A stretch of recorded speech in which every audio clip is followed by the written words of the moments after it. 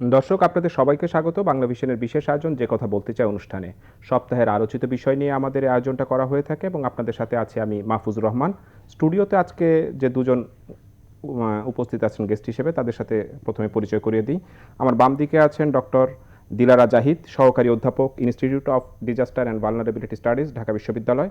এবং আরও আছেন ডক্টর AHM নুরুন নবী, অধ্যাপক, প্রাণ রসায়ন ও অনুপ্রাণ বিজ্ঞান বিভাগ, ঢাকা বিশ্ববিদ্যালয়। আপনাদের দুজনকেই স্বাগত। এবং দর্শক, আমাদের সাথে অনলাইনে যুক্ত হবেন সাতক্ষীরা জেলা প্রশাসক SM মোস্তফা কামাল। কিছুক্ষণ পর আমরা তার সাথে যোগাযোগের চেষ্টা করব। দিলার আপা, শুরুতেই আপনার সাথে যে আলোচনাটা শুরু করতে চাই, ঘূর্ণিঝড় ইয়াস। বেশ কয়েকদিন যাবত আমরা এটা নিয়ে বেশ আলোচনা করছি, যদিও বাংলাদেশে ক্ষয়ক্ষতি এরকম হয়নি। তো এই ঘূর্ণিঝড় কয়েকদিন পরপরই আমরা দেখি, আসলে এটার কারণটা কি? ধন্যবাদ। আপনার প্রশ্নটাকে আসলে আমি দুইটা ভাগে ভাগ করে নিই। প্রথমে আমি বলছি যে কারণটা কি, তারপর পরের অংশ যাচ্ছি। বাংলাদেশের যে ভৌগোলিক অবস্থান পৃথিবীতে, যেরকম আমরা খুব সহজভাবে যদি দেখি তাহলে হচ্ছে গ্রীষ্মমণ্ডলীয় অঞ্চলে যে দেশগুলো অবস্থিত, সেখানে ট্রপিক্যাল সাইক্লোন হচ্ছে যে ঘটার সম্ভাবনাটা খুব বেশি থাকে, কারণ সূর্য এখানে খুব সরাসরি বা খারাপভাবে কিরণ দেয়। এবং যে বিষয়টা ঘটে যে জলভাগ যদি মোটামুটি 26 ডিগ্রি সেলসিয়াস তাপমাত্রায় কিছুদিন এই তাপমাত্রাটা গ্রহণ করে এবং হচ্ছে 150 ফিট পর্যন্ত এই তাপমাত্রাটা বজায় থাকে, তাহলে সেক্ষেত্রে ডিপ্রেশন বা সাইক্লোন ফর্ম করার একটা সম্ভাবনা দেখা দেয়। তো সেক্ষেত্রে বাংলাদেশ বা আমাদের যে এই আন্দামান, এই নিকোবরের এই জায়গাটাতে প্রায়শই ঘূর্ণিঝড় ফর্ম করে। এটা হচ্ছে যে খুব স্বাভাবিক একটা বৈজ্ঞানিক কারণ। তবে এখন আমরা যে জিনিসটা দেখছি, আপনি যে বললেন যে খুব ঘন ঘন, হ্যাঁ, আমরা আগে দেখেছি যে 5 বছর, 7 বছর, 10 বছর একটা গ্যাপটা একটু বেশি ছিল, মানে এত ফ্রিকুয়েন্টলি এই হিট করতো না, কিন্তু এখন দেখা যাচ্ছে খুব ফ্রিকুয়েন্টলি এটা করছে। অবশ্যই প্রাকৃতিক কারণ তো বটেই, কিন্তু যেহেতু ঘূর্ণিঝড় বিষয়টাই হচ্ছে সম্পূর্ণভাবে তাপমাত্রা বেড়ে যাওয়া, মানে অ্যাটমসফিয়ারের তাপমাত্রা বেড়ে যাওয়ার সাথে সম্পর্কিত, সুতরাং আমরা বলতে পারি এখানে প্রাকৃতিক কারণ যেভাবে রয়েছে একইভাবে হচ্ছে আমাদের মনুষ্যসৃষ্ট, যেটাকে আমরা জলবায়ু পরিবর্তন বলি। কারণ হচ্ছে যে পৃথিবীর 3 ভাগ জল, 1 ভাগ স্থল।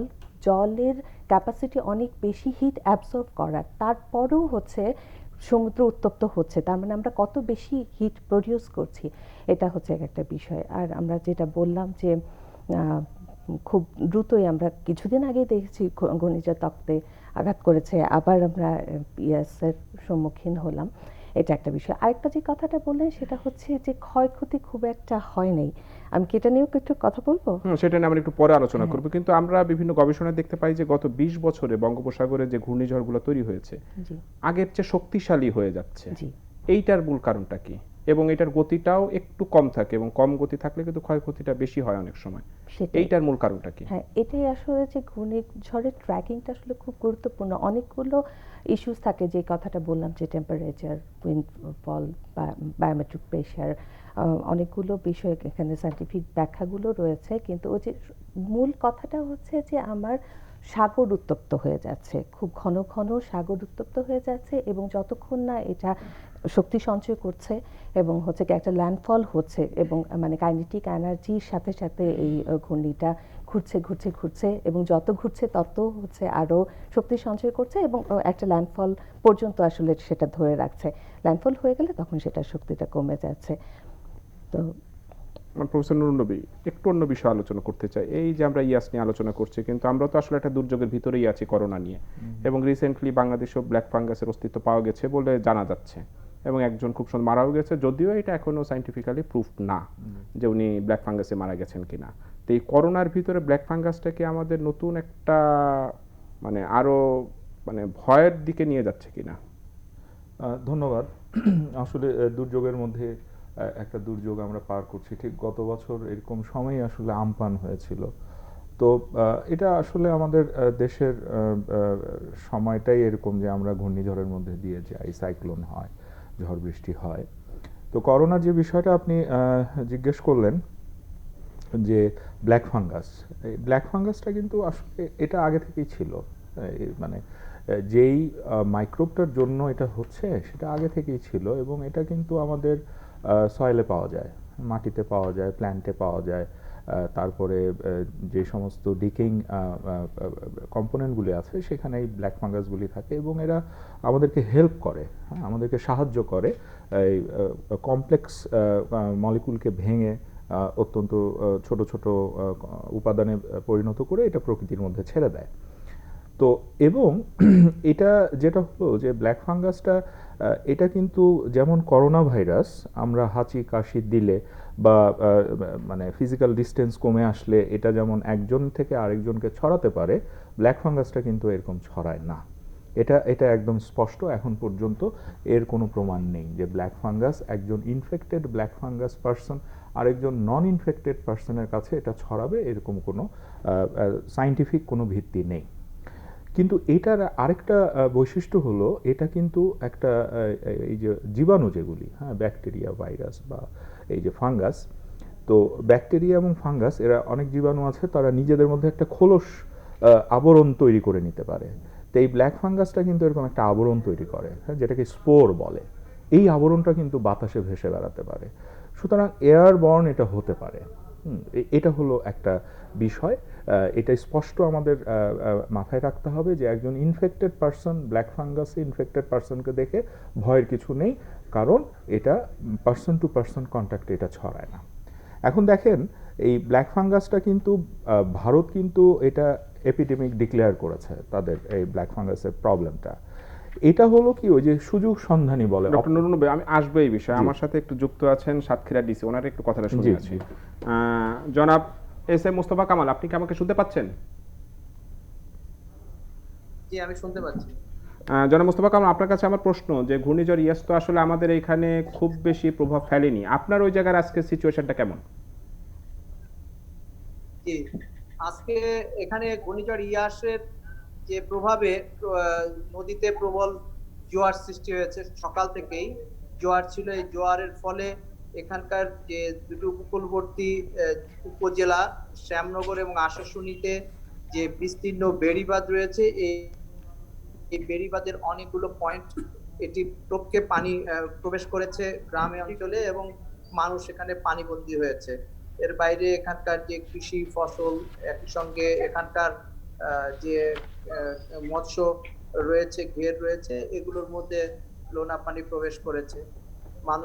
কিছু মানুষ ঘূর্ণিঝড় আশ্রয় কেন্দ্রে অবস্থান নিয়েছে এবং বেড়িবাঁধের কিছু কিছু পয়েন্ট ক্ষতিগ্রস্ত হয়েছে মর্মে স্থানীয় জনপ্রতিনিধি চেয়ারম্যানের মাধ্যমে জানা যাচ্ছে। পানি উন্নয়ন বোর্ড এই বিষয়গুলো দেখছে, তারা এখন জোয়ারের পানিগুলো নেমে গেলে তখন তারা হয়তো আবার পরিপূর্ণভাবে তথ্য পাবে যে কি অবস্থা রয়েছে। এর পাশাপাশি আজকে পূর্ণিমা, এই সন্ধ্যা থেকেই পূর্ণিমা থাকবে এবং এই পূর্ণিমার ফলে কিন্তু এখানে সবচেয়ে বড় যে অসুবিধাটা হতে পারে সেটি হচ্ছে যে জোয়ারের পানিটা বৃদ্ধি পেতে পারে, প্রবল জোয়ার সৃষ্টি হতে পারে, যার ফলে এই বেড়িবাঁধগুলো আবারও ক্ষতিগ্রস্ত হওয়ার আশঙ্কা রয়েছে। এবং এই আশঙ্কা থেকে এখানকার যে মানুষেরা রয়েছে তাদেরকে আমরা আশ্রয় কেন্দ্রে নিয়ে আসার জন্য প্রশাসনের পক্ষ থেকে প্রচেষ্টা গ্রহণ করা হয়েছে। বারবার মাইকিং করা হচ্ছে যে তারা যাতে আশ্রয় কেন্দ্রে চলে আসে। তো কি পরিমাণ মানুষ আশ্রয় কেন্দ্রে গিয়েছে? মানুষ আশ্রয় কেন্দ্রে যাচ্ছে, আবার যখন জোয়ার চলে যাচ্ছে তখন ভাটার সময় আবার তারা ঘরে ফিরে যাচ্ছে। মূলত এখন জানা মতে 1000-এর মতো আশ্রয় কেন্দ্রে বিভিন্ন জায়গায় মানুষ অবস্থান করছে এবং আমরা চেষ্টা করছি যে রাতে যাতে অধিক সংখ্যক মানুষ আশ্রয় কেন্দ্রগুলোতে আসে এবং তাদের কোনো ধরনের জীবনহানি না ঘটে। সরকারের পক্ষ থেকে দুর্যোগ ত্রাণ মন্ত্রণালয় থেকে এখানে পর্যাপ্ত বরাদ্দ দেওয়া হয়েছে, নগদ অর্থ রয়েছে মজুদ 2,15,00,000 টাকা এবং 163 মেট্রিক টন খাদ্যশস্য রয়েছে, যা উপজেলা নির্বাহী অফিসারদের অনুকূলে বরাদ্দ দেওয়া হচ্ছে তাদের চাহিদা মাফিক ভাবে। একই সঙ্গে যাতে ঘূর্ণিঝড় আশ্রয় কেন্দ্রে যারা অবস্থান নেয় তাদের শুকনো খাবার এবং রাতের খাবারের ব্যবস্থা করা যায়, নিরাপত্তার ব্যবস্থা করা হয়, সে বিষয়ে স্থানীয় প্রশাসন সতর্ক রয়েছে। এবং আমি একটু উপকূলবর্তী উপজেলাতে নিজে অবস্থান করছি, শ্যামনগরে আমাদের একজন এডিসি আশাশুনিতে অবস্থান করছে। এখান থেকে আমরা যোগাযোগ রাখছি, আমাদের মাননীয় সংসদ সদস্যগণ তারাও এখানে খোঁজ খবর নিচ্ছেন এবং যোগাযোগ রাখছেন।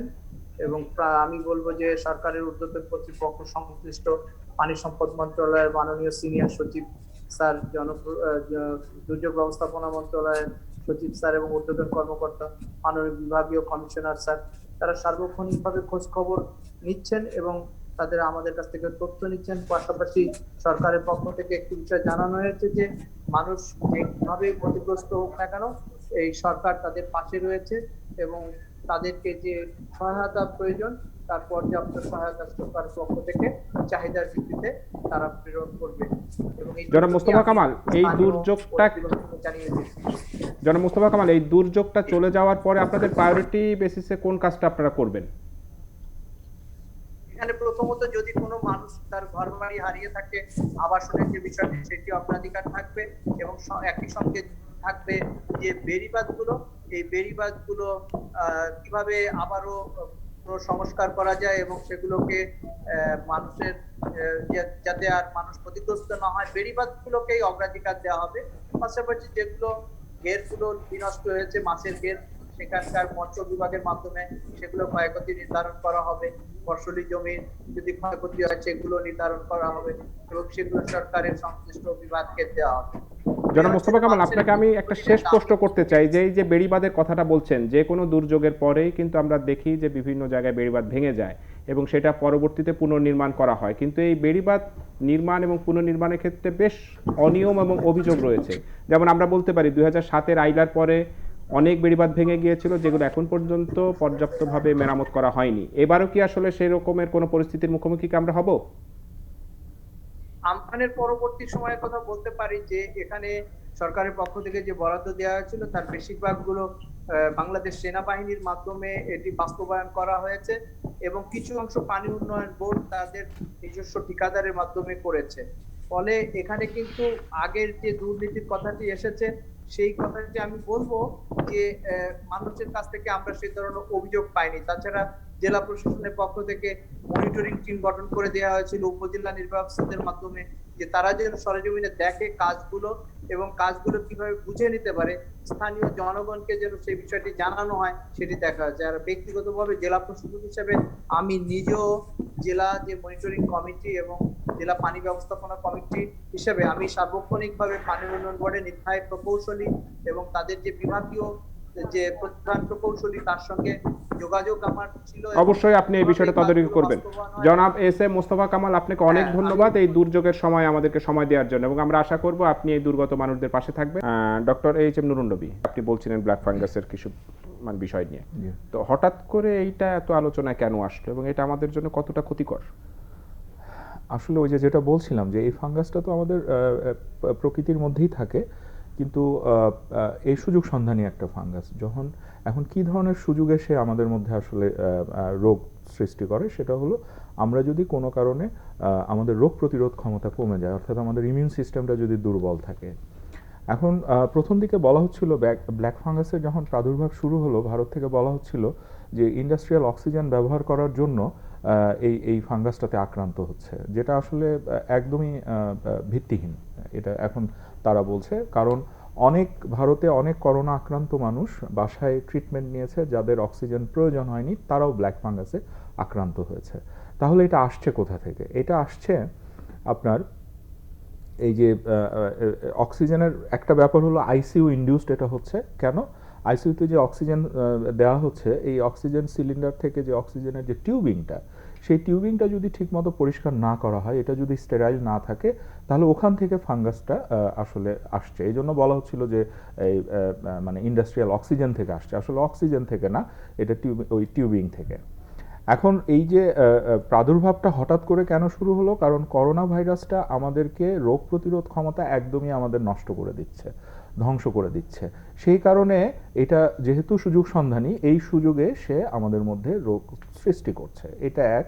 2 নম্বর বলা হচ্ছে যাদের ডায়াবেটিস আছে এবং যারা করোনায় আক্রান্ত হচ্ছে, মানে ডায়াবেটিস যারা, তারা যদি করোনায় আক্রান্ত হয় তাদের মধ্যে এটা আরো বেশি। এবং ডায়াবেটিসটা যদি নিয়ন্ত্রণে না থাকে, গ্লুকোজ লেভেলটা যদি অনেক বেশি থাকে, এই গ্লুকোজ লেভেলের সাথে আসলে অনেক ডিজিজের সম্পর্ক আছে। অনেক অপরচুনিস্টিক অর্গানিজম তখন আমাদের মধ্যে ডিজিজ কজ করে, তো এটা হয়। এবং এটা ক্যান্সার পেশেন্ট যারা মানে কেমোথেরাপি নেয়, যখন ইমিউন সিস্টেমটা দুর্বল থাকে তখনও হতে পারে। কিন্তু সুতরাং এই বিষয়টা আমি মনে করি অনেকে তো বলছে স্টেরয়েডের হ্যাঁ, আরেকটা কারণ স্টেরয়েডের ব্যবহার ব্যবহারটা যদি ঠিক মতো না হয়, ডোজটা যদি ঠিক মতো না করা হয় এবং টাইমিংটা যদি ঠিক মতো না ঠিক করা হয়, তাহলে মানুষের ওই যে ইমিউন সিস্টেমটা দুর্বল হয়ে যায় এবং তখন এই ফাঙ্গাস, শুধু ব্ল্যাক ফাঙ্গাস না, হোয়াইট ফাঙ্গাসের কথা এবং ইয়েলো ফাঙ্গাসের কথাও কিন্তু ভারতে বলা হচ্ছে। তো ব্ল্যাক ফাঙ্গাসটার চেয়ে হোয়াইট ফাঙ্গাসটা একটু ডেঞ্জারাস বেশি, আবার হোয়াইট ফাঙ্গাসের চেয়ে ইয়েলো ফাঙ্গাসটা ক্ষতি বেশি করে। সুতরাং এই বিষয়টা হলো যে এবং এটার চিকিৎসা ব্যবস্থা আছে, সেটা আমাদের না, কিন্তু এখন ব্ল্যাক, হোয়াইট বা ইয়েলো, জি, এইটা আসলে কিসের উপরে ডিপেন্ড করে? এটা কি মানে এটা ডিপেন্ড করে কি, এটা ডিপেন্ড করে হলো যে আপনি যখন এটাকে টেস্ট করবেন, ল্যাবরেটরি টেস্ট করবেন, এই ফাঙ্গাসগুলি নির্দিষ্ট একটা মিডিয়ার মধ্যে গ্রো করাতে হয় এবং আপনি দেখবেন যে নির্দিষ্ট মিডিয়ায় গ্রো করলে ব্ল্যাকটা কালো কালার তৈরি করে, ইয়েলোটা সুন্দর হলুদ কালার তৈরি করে, আর হোয়াইটটা হোয়াইটিশ থাকে আর কি, এইটার উপরে বেস করে। কিন্তু এদের আবার সিমটমের একটু ডিফারেন্স আছে, যে সিমটমগুলি যে প্রকাশ পায় সেগুলির মধ্যে একটু পার্থক্য আছে এবং এটা অবশ্যই এটা ট্রিটমেন্টও আছে। হ্যাঁ, সেই জন্য এটা আমাদের ডাক্তাররাই সবচেয়ে ভালো পার্সন এই ট্রিটমেন্টের কথা বলতে, এটা আমি বলবো না। তো তাহলে ট্রিটমেন্ট আছে, কিন্তু এটা থেকে আমরা রক্ষা পেতে পারি কিভাবে? এই যে বললাম যে আমাদের মানে আইসিইউকে আমাদের ইয়েতে রাখতে হবে, স্টেরাইল রাখতে হবে এবং আপনি যখন বাসায় নিজে অক্সিজেন নিচ্ছেন, আপনি যে অক্সিজেন সিলিন্ডারটা ইউজ করছেন, অক্সিজেনের টিউবিংটা ইউজ করছেন, সেটা আপনার যথাযথভাবে স্টেরাইল করা আছে কিনা। কারণ ভারতে আসলে গত 2 মাসে যেই মহামারীটা চলছিল, তারা তাদের মানুষকে বাঁচানোর জন্য আমরা দেখেছি যে অক্সিজেনের কি অভাব, যে যেইভাবে পেরেছে, যে যেখান থেকে পেরেছে সেখান থেকে সাপোর্ট দেওয়ার চেষ্টা করেছে। কোনটা পরিষ্কার করা ছিল, কোনটা স্টেরাইল করা ছিল, এটার দিকে আসলে দৃষ্টি দেওয়ার সময় ছিল না। সেই কারণে এটা আসলে 1 নম্বর হলো যে এই মানে এটার আক্রমণটা শুরু হয়েছে, রোগ সৃষ্টি করা শুরু করেছে। আরেকটা হলো যে মানে যেহেতু আমরা করোনায় আমাদের ইমিউন সিস্টেমটা দুর্বল হয়ে যাচ্ছে, শুধু ব্ল্যাক ফাঙ্গাস না, অন্য কোনো অপরচুনিস্টিক অর্গানিজম যেটা আমাদের নিজেদের মধ্যে আমরা সবসময় বহন করি, কখনোই ক্ষতি করে না, সেটাও কিন্তু আমাদের আক্রমণ করে বসতে পারে। সুতরাং এই বিষয়টা নিয়ে আমাদের অবশ্যই সজাগ থাকতে হবে এবং নিজেদের ওই যে বলা হয় যে পরিষ্কার পরিচ্ছন্ন থাকতে হবে। আচ্ছা, আসবো এই আলোচনা। আপা, ঘূর্ণিঝড় ইয়াস নিয়ে আপনি কথা বলছিলেন, তো এইবারে ঘূর্ণিঝড় ইয়াসে তো আসলে আমাদের প্রাণহানির মতো ঘটনা ঘটেনি, কিন্তু এটা তো একটা প্রভাব থাকবে, শর্ট টার্ম থাক, লং টার্ম থাক। এই প্রভাবটা কেমন থাকবে? কারণ আমরা তো জানি উপকূলীয় এলাকায় এর আগেও বেশ কয়েকটা ঘূর্ণিঝড় হয়েছে, বেড়িবাঁধ ভেঙেছে, সেখানে মাছের ঘেরগুলো মানে নষ্ট হয়েছে, কোটি কোটি টাকার মানে ক্ষতি হয়। ধন্যবাদ। আসলে আমরা যেভাবে আসলে কথা শুরু করেছিলাম যে সাইক্লোন আমাদের একটা খুব কমন দুর্যোগ এবং আমাদের দেশে প্রি মনসুন এবং পোস্ট মনসুন দুইটা সিজনে এই এপ্রিল মে এই সময়টাতে যেরকম একবার দেখা দেয়, আবার হচ্ছে অক্টোবর নভেম্বর এই সময় এই ঝুঁকিটা থাকে, সাইক্লোনের রিস্কের মধ্যে আমরা থাকি। তো এই বিষয়টা আপনি সঠিকভাবেই বলেছেন যে আমাদের মৃতের যে সংখ্যাটা এখন সেটা 1 ডিজিটে কমে এসছে। আমরা যেটা বলি ইভেন 1970-এর যে ঘূর্ণিঝড় বা 91-এর ঘূর্ণিঝড় যেটা হচ্ছে বিশ্বের রেকর্ডে, ডেটলের যে রেকর্ড সেটাতে সর্বোচ্চ, মানে প্রথম হচ্ছে 70-এর ঘূর্ণিঝড় এবং দ্বিতীয় হচ্ছে 91-এর ঘূর্ণিঝড়। সেই জায়গায় এখন আমরা ডেটল সেভাবে দেখতেই পাই না, কারণ প্রিপেয়ারনেসটা অনেক ভালো, সরকারি প্রস্তুতিটা অনেক ভালো, সবাই আশ্রয়কেন্দ্রে চলে যায় বা ভলান্টিয়াররা খুব সুন্দর কাজ করে। আরেকটা কথা যেটা আপনি সাথে সাথেই বললেন সেটা হচ্ছে আর্থিক ক্ষতি, মানে যে কথাটা আমরা আসবো সেটা হচ্ছে আমরা যতই ডেটল কমাতে পেরেছি কিন্তু আর্থিক ক্ষতি বা জীবন জীবিকার উপর যে আঘাতটা সেটা কিন্তু কমাতে পারি নাই। বিষয়টা এরকম যে আমাদের বিগত ঘূর্ণিঝড়গুলোতে যদি আমি দেখি, সিডোরের যে আমাদের আর্থিক ক্ষতি ছিল সেটা হচ্ছে 2.3 বিলিয়ন মার্কিন ডলার, যেটা আইলাতে ছিল 1 বিলিয়ন মার্কিন ডলার। এটা অ্যাপ্রক্সিমেটলি, এর মধ্যে আবার মাইক্রো লেভেল আছে, ম্যাক্রো লেভেল অবশ্যই আছে। এবং আমরা এখনও যেটা দেখছি মিডিয়ার বদলতে আমরা তো দেখছি যে কিভাবে মানুষের জীবন জীবিকার উপর আঘাত এসছে, তাদের বসত ভিটা, তাদের ছোট ছোট ব্যবসা প্রতিষ্ঠান, কৃষি জমি যেই ক্ষতিটা হয়, টপসয়েল যেভাবে এই জলোচ্ছ্বাসে ক্ষতিগ্রস্ত হয়, কয়েক বছরেও এই লবণাক্তটা আসলে কমা কঠিন, চিংড়ির ঘের বা অন্যান্য মাছের ঘের। তো এভাবে দেখা যায় জীবন জীবিকা এবং ওয়াশ প্রোগ্রাম আমাদের যেটা দেখা যায় যে ওয়াটার স্যানিটেশন হাইজিন, সেই প্রোগ্রামটা, সুপেয় পানির যে পুকুরগুলো সেগুলো হুমকির মুখে পড়ে যায়, এছাড়াও নানা ধরনের স্বাস্থ্যহানি। তো এইভাবে যদি আমরা চিন্তা করি প্রতিটা সেক্টরে, সেক্ষেত্রে মাইক্রো লেভেল প্রতিটা হাউসহোল্ডই কিন্তু, ওখানে আমরা যারা সার্ভে করি তারা দেখি যে একটা সাইক্লোনের আমরা দেখছি যে ডেট টোল নাই, কিন্তু আসলে অন্যভাবে কিন্তু ওই পরিবারগুলোকে মেরেই ফেলে বলতে গেলে। তো এটা হচ্ছে একটা বিষয়, এবং এটার যদি সমাধানের বিষয়টা নিয়ে কি এখন আলোচনা করব? সমাধানের হ্যাঁ, বিষয়টা আমার বলতে মনে হয় পারেন। সংক্ষেপে একটু বলে দেয়া ভালো, কারণ এটার দুর্যোগ ব্যবস্থাপনায় খুব ক্লিয়ারলি যে জিনিসটা বলা আছে সেটা হচ্ছে স্ট্রাকচারাল মেজার্স, যেটা আমরা এই বেড়িবাঁধ নিয়ে আজকে বোধহয় সারাদিন ব্যাপী আলোচনা হয়েছে, যে আমাদের এই যে সারা দেশে 11,000 কিলোমিটার এবং উপকূলেও তো 5,000 কিলোমিটারের মতো বেড়িবাঁধ, এবং সেগুলো 60-এর দশকের অনেক পুরনো। স্ট্রাকচারাল মেজার্স ব্যাপারটা যেটা, সেটা হচ্ছে যে আমাদের এই রক্ষাগুলো আর্থিক ক্ষতির হাত থেকে রক্ষা করবার জন্য স্ট্রাকচারাল মেজার্স ছাড়া আর কোনো গতি নাই।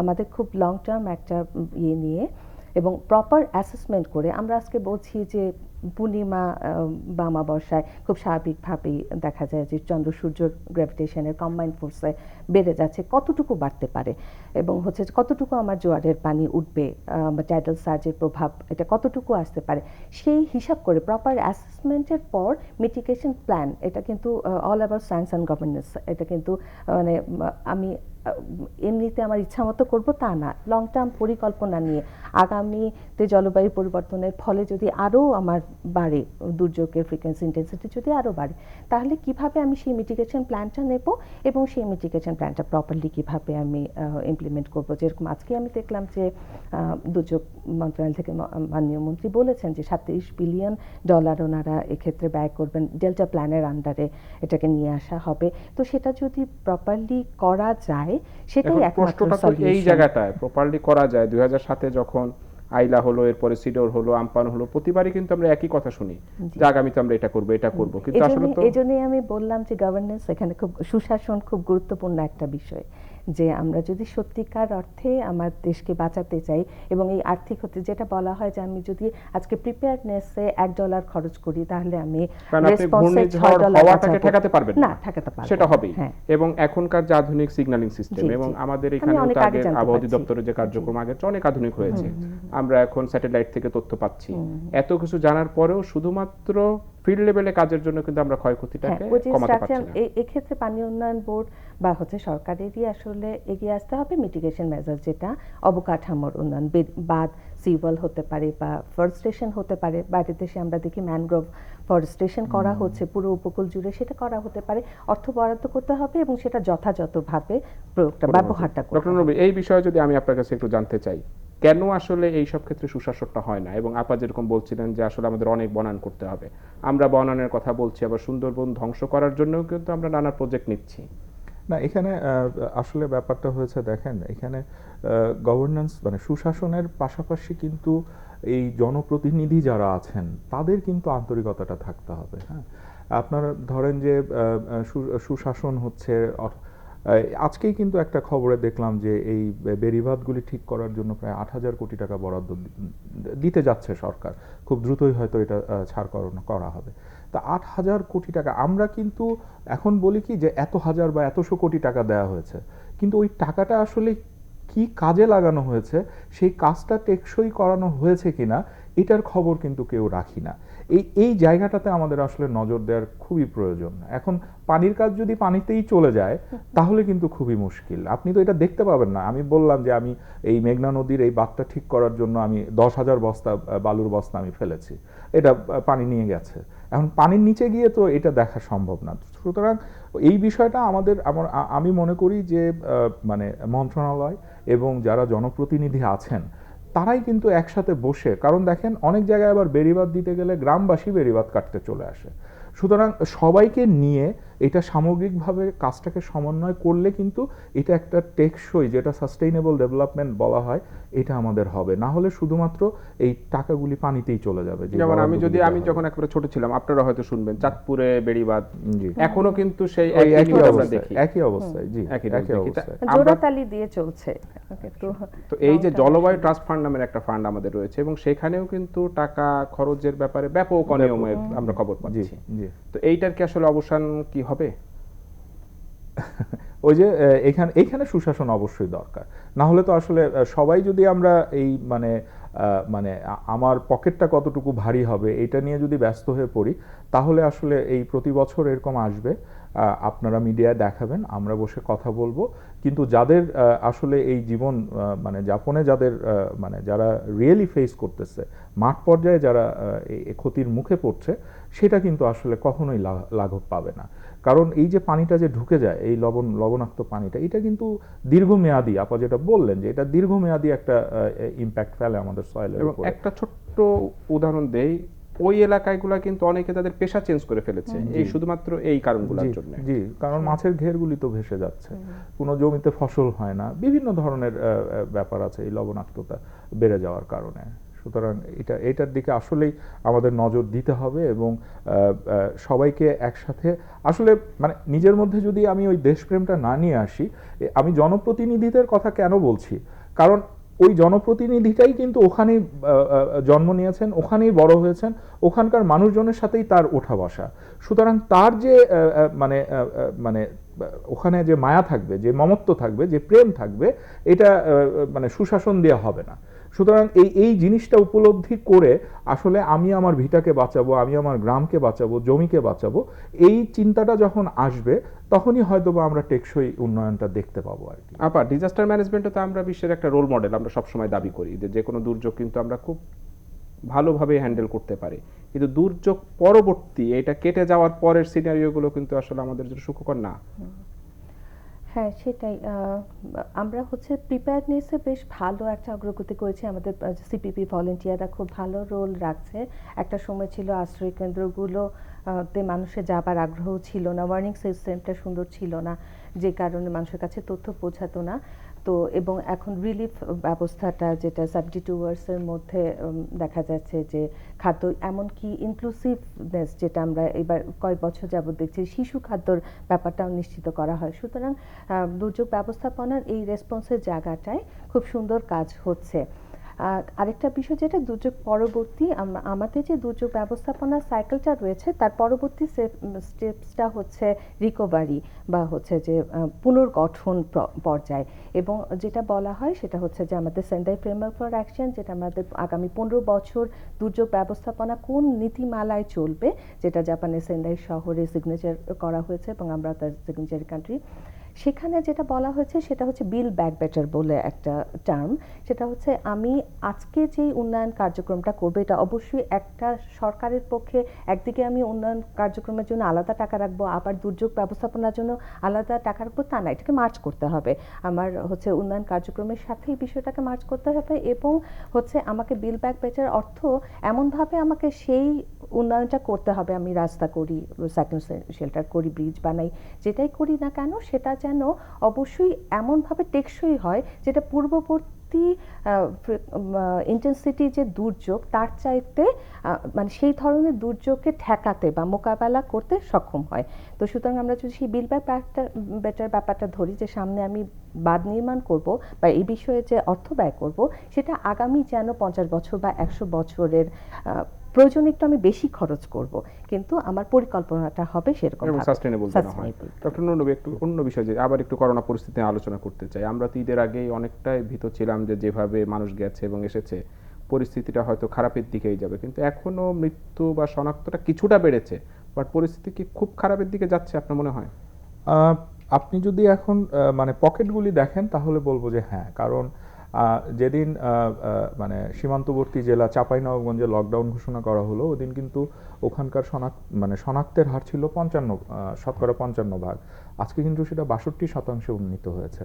সুতরাং দেখেন, আমরা যে দ্বিতীয় ধাপের যে কথাটা বলা হচ্ছিল, দ্বিতীয় ধাপে ওঠার আগে কিন্তু আমাদের শনাক্তের হার 2.5 থেকে 3% নেমে এসেছিল, এখনও কিন্তু 8%-এর আশেপাশে ঘোরাঘুরি করছে। সুতরাং আমি মনে করি যে আমরা আসলে মানে আত্মতুষ্টিতে ভোগার কোনো সময় আমাদের হাতে নেই বা ওই অবস্থানে আমরা নেই।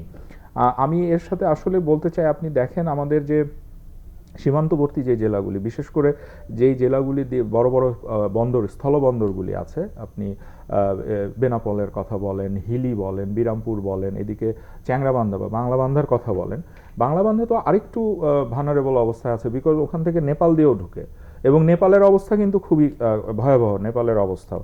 একটা সময় নেপালের অবস্থা কিন্তু বেশ ভালো ছিল। হ্যাঁ, কিন্তু মানে নেপালে তো পরে আমাদের পরে ওখানে মানে শনাক্ত করা হয়েছে, কিন্তু এখন নেপালের অবস্থা যেহেতু ওই যে ভারতের সাথে ওদের তো সবকিছুই উন্মুক্ত, তো এই বিষয়টা আসলে আমাদের আমি বলছি যে আমাদের আত্মতুষ্টিতে ভোগার আসলে মানে সুযোগ নেই। কারণ কি যে মানে বাস খুলে দেওয়া হলো, হ্যাঁ, মানে আন্তঃজেলা যে বাস যোগাযোগ ব্যবস্থা আবার চালু করা হলো, ট্রেন খুলে দেওয়া হলো।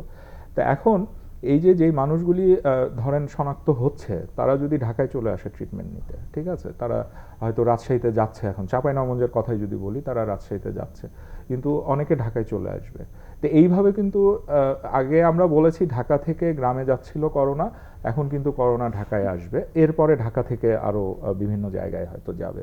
তো এই বিষয়টা আমাদের অবশ্যই এই চাঁপাইনবাবগঞ্জে লকডাউন দেওয়া হয়েছে, আমি মনে করি যে ওটা দেরি করে দেওয়া হয়েছে। হ্যাঁ, এখন মানে আইডিসিআর এর কাছেই তো তথ্য আছে, জেলাভিত্তিক তথ্যগুলি, কোন জেলায় সীমান্তবর্তী জেলাগুলি, আমি যে সমস্ত স্থলবন্দরের কথা বললাম, প্রতিদিন ভারত থেকে 30,000-এর মতো ট্রাক ঢুকে, সেই ট্রাকের ড্রাইভার, ট্রাকের হেল্পার, ট্রাকের সাথে যারা কর্মচারীরা আছেন তারা আসছেন, তারা কিন্তু অনেক জায়গায় অবাধে ঘোরাঘুরি করছেন।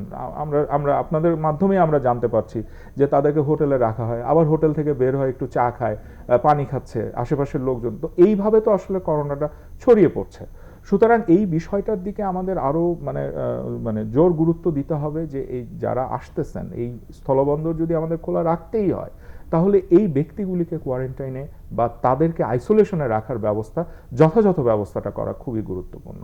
এবং সরকার তো একদিকে 1 মাসের বেশি সময় ধরে কঠোর বিধিনিষেধ পালন করলো, জি, কিন্তু আমরা দেখলাম এটা হলো আসলে কাগজে কলমে সো কল্ড বিধিনিষেধ, শুধুমাত্র শিক্ষা প্রতিষ্ঠানগুলিতেই আসলে সেই কড়াকড়ি বিধিনিষেধ গত 14 মাস ধরে চলছে, আর অন্য কোনো প্রতিষ্ঠানে আসলে সেই ধরনের বিধিনিষেধ আমরা দেখতে পাচ্ছি না। তবে যেটা বলছি যে আমার ভালো যদি আমি না বুঝি, আসলে বিপদ আমার জন্যই বেশি। হ্যাঁ, এটা সরকারের জন্য বিপদ না, এটা কোনো নির্দিষ্ট দলের জন্য বিপদ না, এটা কোনো নির্দিষ্ট ধর্মের জন্য বিপদ না, এটা আমার জন্য, আমার পরিবারের জন্য বিপদ। কারণ আপনি দেখেন যে বলা হচ্ছিল যে আমাদের দেশে একটা মানুষজন বলে যে এটা গরিব মানুষকে কিছু করবে না, এটা বড় মানুষদের এটা ডিজিজ হবে। তাহলে ভারতের আপনি বিহারের কথা দেখেন, মধ্যপ্রদেশের কথা দেখেন, উত্তরপ্রদেশের গ্রামগুলিতে যেই হারে মানুষ মৃত্যুবরণ করেছে করোনার কারণে, এবং গঙ্গার চরে যেইভাবে আমরা মানে শত শত লাশ ভাসতে দেখেছি এবং ওখানে পুঁতে দেওয়া হয়েছে, তো এটা তাহলে তো মানে ঠিক যায় না। এই চিন্তা ভাবনা থেকে আমাদের বের হয়ে আসতে হবে। দিলেরাপা, আপনারা তো ডিজাস্টার ম্যানেজমেন্টে, এটা তো করোনাটাও তো একটা ডিজাস্টার, তা আপনারাও তো এই বিষয়গুলো নিয়ে গবেষণা করেন, তো আপনাদের পরামর্শটা কি থাকবে এই সামনের দিনের জন্য খুব বেশি না বাড়ে? আমি স্যারের সাথে স্যারের কথা শুনতে ভালো লাগছিল যে আমার ভালো যদি আমি না বুঝি, আমি যদি দুর্যোগ ব্যবস্থাপনা, হ্যাঁ অবশ্যই আমরা যেরকম বলি মনুষ্য সৃষ্ট প্রাকৃতিক সব দুর্যোগই দুর্যোগ, তো যে বিষয়টা সেটা আমরা থিওরিটিক্যালি যদি আমি বলতে চাই, সেটা হচ্ছে একটা সোশ্যাল কগনিশন বলে বিষয় আছে, যে বোধটা তৈরি হওয়া আমার মধ্যে, যে দুর্যোগ সম্পর্কে একটা অ্যাওয়ারনেস, দুর্যোগকে বোঝা, তার রিস্কটা কতটুকু হতে পারে সেটা যেন আমি ক্যালকুলেট করতে পারি, এবং হচ্ছে যে সেখান থেকে যেন আমার একটা ভীতি তৈরি হয়। আমরা থিওরিটিক্যালি বলি যে যতক্ষণ না পর্যন্ত মানুষ প্যানিকড হবে না, যেরকম যতক্ষণ না আমি বুঝবো যে আর্থকুয়েক হয়ে আমার মরার আশঙ্কাটা কতটুকু, কোভিড হয়ে আমার বেঁচে থাকার সম্ভাবনাটা কতটুকু, যতক্ষণ আমার মধ্যে এই ভীতিটা তৈরি হচ্ছে না ব্যক্তি হিসেবে, আমি বলবো ততক্ষণ হচ্ছে যে মানুষ আসলে অ্যাওয়ার হয় না। তো ভীতিটা তৈরি হচ্ছে না কেন? আমরা চোখের সামনে সবই পরিস্থিতি দেখতেছি, ইন্ডিয়ার পরিস্থিতি দেখলাম, আমাদের এইখানেও পরিস্থিতি দেখছি, তারপরেও দেখেন গত মার্চ থেকে আমাদের এই বিষয়টা নিয়ে নিয়মিত আলোচনা হচ্ছে, সরকার প্রধান থেকে শুরু করে একেবারে সকল পর্যায়ের ব্যক্তি কিন্তু করোনার উপরে জোর দিয়ে যাচ্ছেন। সেটাই আসলে তারপরেও কিন্তু পাবলিকের ভিতরে ভীতিটা তৈরি হলো না কেন? সেভাবে হয়নি, যে দেশ আসলে এটা করার আঘাতটা সেভাবে যাদের উপর দিয়ে গেছে, আমার কাছে মনে হয় ভীতিটা সেখানে তৈরি হয়েছে। এই বোধটা যদি মানুষের মধ্যে জাগ্রত হতো যে আজকে যদি আমি ইন্ডিয়ার অবস্থায় পড়ি আমার কি হবে, তাহলে এভাবে আমরা অবাধে কিন্তু যে ঈদের সময় আমরা যা করলাম সেটা হতে পারে না। এটা হচ্ছে একটা ব্যক্তির ব্যাখ্যাটা দিলাম। আরেকটা যেটা বিষয় সেটা হচ্ছে দুর্যোগ ব্যবস্থাপনার কথা আপনি বললেন। আমরা সবসময় বলি যে দুর্যোগ না, আসলে প্রাকৃতিক না দুর্যোগ। বিষয়টা হচ্ছে যে দুর্যোগ আসবে, কিন্তু ম্যানেজমেন্ট যেটা সেটা মোটেও প্রাকৃতিক না। সেটা হচ্ছে যে একদমই আমাদের মানুষকেই সেটা করতে হবে, আমার সরকারকেই সেটা করতে হবে। এবং আমরা যদি প্রপার ম্যানেজমেন্টের মধ্যে রাখতে পারি, সেটা যে কোনো দুর্যোগ হোক, আজকে জলোচ্ছ্বাস হোক, কালকে ভূমিকম্প হোক। জাপানের গড়ে বছরে 6,000 ভূমিকম্প হয়, কিন্তু সেটা তাদের কিন্তু কোনো ক্ষয়ক্ষতি নিয়ে আসে না। তার মানে হচ্ছে যে ওরা সেটা ম্যানেজমেন্টের মধ্যে রেখে দিয়েছে। কিংবা হচ্ছে এই ধরনের কোভিড সিচুয়েশনই হোক, যেটাকেই আমি যে কোনো পদ্ধতিতে যদি আমি ম্যানেজ করতে পারি, তার স্টেপসগুলো প্রপারলি ফলো করে, তাহলে কিন্তু দুর্যোগ আর কোনো সমস্যা না। বা দুর্যোগ আমার জন্য, দুর্যোগ আসবে যাবে, কিন্তু দুর্যোগ আমার কোনো নেগেটিভ প্রভাব নিয়ে আসবে না। তো সেই ব্যাপারে আমাদের যথাযথ ব্যবস্থা নিতে হবে ব্যক্তি পর্যায় থেকে। বাট প্রফেসর সরকার নুরুল, পর্যায়ে টিকা সব নিয়ে তো আমরা খুব আশাবাদী ছিলাম যে জি। বাংলাদেশে টিকা আসবে, প্রচুর মানুষকে টিকা দেওয়া হবে, জি। কিন্তু সেই টিকার ফ্লোটা তো আসলে কমে গেল। হ্যাঁ, এবং মানে দ্বিতীয় দফায় সবাই টিকা পাবে কিনা, কারণ 13-14 লাখের মতো বলা হচ্ছে যে এরা দ্বিতীয় ডোজে টিকাই পাবে না। আমি আপনার এই টিকার ব্যাপারে বলার আগে আমি একটু মৃত্যুটা নিয়ে কথা বলি। যে করোনায় মৃত্যু, দেখেন আমি এটা সবসময় বলি, আমরা কতজন আক্রান্ত হলাম সেটা কিন্তু সেটার চেয়েও মুখ্য বিষয়টা হলো সক্রিয় রোগীর সংখ্যা। সক্রিয় রোগীর সংখ্যা যখন বেড়ে যাবে, তখন কিন্তু মৃত্যু হারটা বাড়বে। তো আমাদের যেহেতু মানে শনাক্তের হার কমে গিয়েছে, আক্রান্তের হার কমে গিয়েছে, সেই জন্য কিন্তু মৃত্যু মানে সক্রিয় রোগী কমে গিয়েছে, এই জন্য মৃত্যু আজকে 17 জন মারা গিয়েছেন, মৃত্যুটা কমে গিয়েছে। ভারতে এখনও কিন্তু 25 লক্ষ সক্রিয় রোগী আছে, এবং ওনাদের কিন্তু প্রায় প্রতিদিনই 3900 থেকে 4200 এর মধ্যে ওঠানামা করছে মৃত্যুটা। তো সুতরাং এই যে আরেকটা বিষয় যেটা বললেন যে ঈদের পরবর্তী ইম্প্যাক্টটা, আমার মনে হয় যে আরও কয়েকদিন সময় লাগবে। যদি মানে আমার কথাটা ভুল হোক, কিন্তু আমরা যদি দেখতে চাই এই ইম্প্যাক্টটা, সেটা আরও কয়েকদিন সময় লাগবে। এখন আসি টিকার ব্যাপারে। হ্যাঁ, এটা অবশ্যই আমরা সবাই জানি যে কেন টিকার মানে যে গতি আমরা শুরু করেছিলাম সেটা কেন কমে গিয়েছে, এটা আমরা সবাই জানি।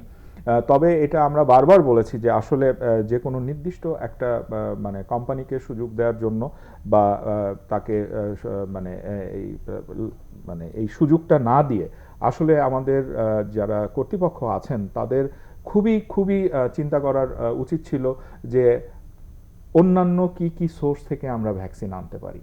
তাহলে আজকে আমাদের বিভিন্ন জায়গায় কিন্তু টিকাদান কর্মসূচি বন্ধ হয়ে গিয়েছে।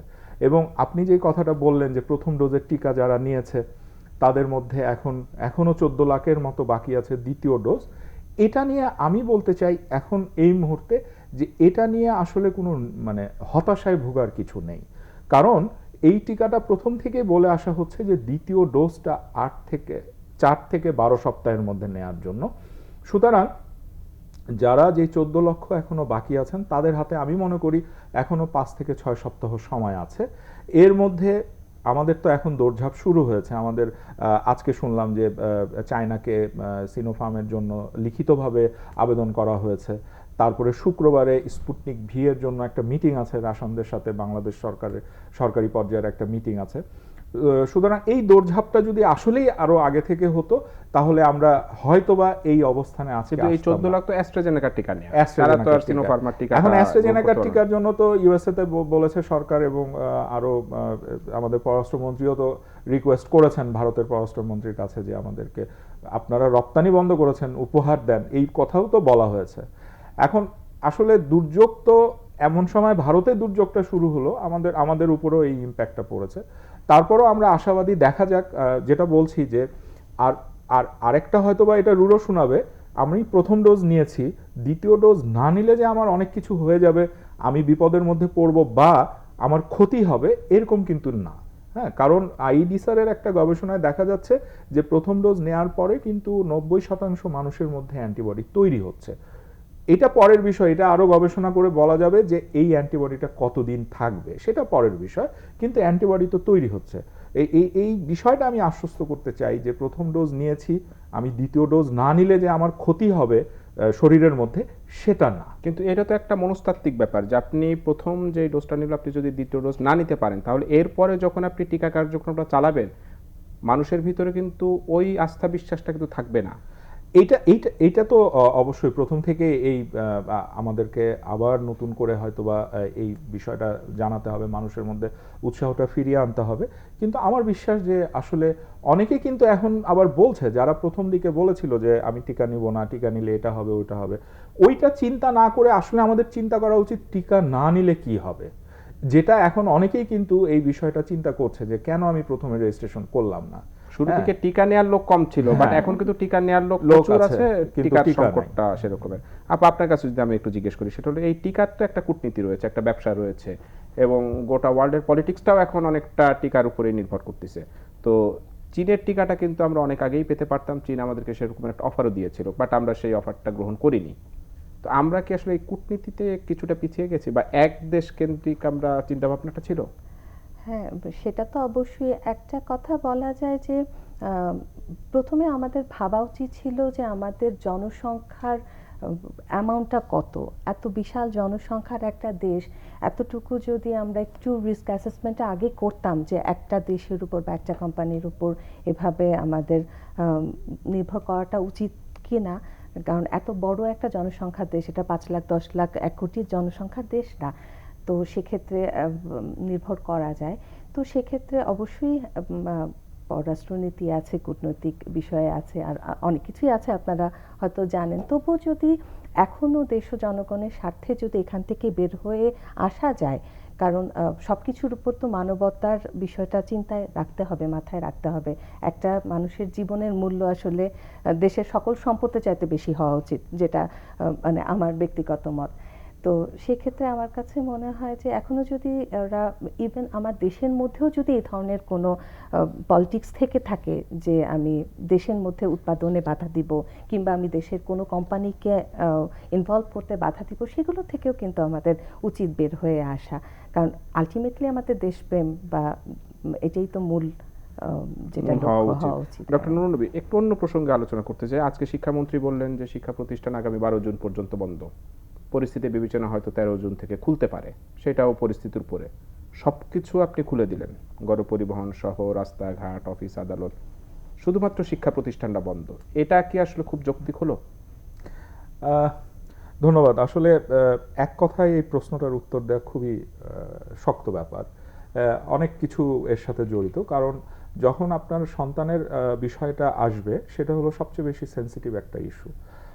তো এই আমি বারবারই বলছি আসলে এই কথাটা, বিভিন্ন মহলে, বন্ধুবান্ধব মহলে আলাপটা করি যে আসলে শিক্ষাটা তো আমাদের রেভিনিউ জেনারেট করে না। সেই কারণে এটা নিয়ে আসলে কারো এরকম মাথা ব্যথা নেই। হ্যাঁ, যদি আজকে শিক্ষা প্রতিষ্ঠানের সাথে আমার গার্মেন্টস শিল্পটা জড়িত থাকতো, আজকে যদি শিক্ষা প্রতিষ্ঠানের সাথে বড় বড় শিল্প কারখানাগুলি জড়িত থাকতো, এখান থেকে যদি সরকার টাকা আয় করতে পারতো, বা কোনো ব্যক্তি প্রতিষ্ঠান, বড় বড় ব্যক্তি প্রতিষ্ঠান টাকা আয় করতে পারতো, তাহলে কোনো না কোনোভাবে মানে ওই শিক্ষা প্রতিষ্ঠানটা খোলার একটা মহড়া চলতো, বা প্রচেষ্টা আমরা দেখতে পেতাম। তো যেহেতু এটা কোনো মানি জেনারেট করে না, বরঞ্চ এই শিক্ষা প্রতিষ্ঠানগুলি খোলা রাখলে সরকারের খরচ হয়, সুতরাং এটা নিয়ে আসলে সরকারের মাথা ব্যথা ছিল না। বা আমি মানে আমার কাছে মনে হয় যে যারা নেতৃস্থানীয় মহল আছেন শিক্ষার সাথে জড়িত, তাদের অতটা মাথা ব্যথা ছিল না। কারণ এই মহড়াটা তো দিতে হবে, এটা একটা অভ্যাসে পরিণত করতে হবে কিন্তু, যে আমার একটা বাচ্চা স্কুলে যাবে স্বাস্থ্যবিধি মেনে, হ্যাঁ, সে স্কুলটা করবে। কারণ আমরা কিন্তু বাচ্চাদের মানে শারীরিক শিক্ষাটা যেমন গুরুত্বপূর্ণ, ঠিক একইভাবে মানসিক স্বাস্থ্যটা কিন্তু খুবই গুরুত্বপূর্ণ। এই মানসিক স্বাস্থ্যটা কিন্তু খুব খারাপ হয়ে যাচ্ছে। এটা আপনি মানে স্কুলের বাচ্চাদের বলেন, কলেজের বাচ্চাদের বলেন, বা বিশ্ববিদ্যালয়ের বাচ্চাদের বলেন, সবার মধ্যে কিন্তু একটা অস্থিরতা মানে তৈরি হচ্ছে আস্তে আস্তে। সুতরাং এই বিষয়টা আমার মনে হয় মাথায় রেখে, হ্যাঁ, আমি ঢাকা বিশ্ববিদ্যালয়ের কথা বলতে পারি। ঢাকা বিশ্ববিদ্যালয় কিন্তু 30,000 ছাত্রছাত্রী রেজিস্ট্রেশন করেছে টিকার জন্য। আজকে শিক্ষামন্ত্রীর যদি আপনি কথা শুনেন, উনি বলেছেন যে আমাদের যে টোটাল বিশ্ববিদ্যালয়ের যে 1 লক্ষের উপরে যে শিক্ষার্থীরা আছে, তাদের লিস্ট স্বাস্থ্য মন্ত্রণালয়ে গিয়েছে, শিক্ষকদের লিস্ট স্বাস্থ্য মন্ত্রণালয়ে গিয়েছে, তাদের টিকাকরণের ব্যবস্থা।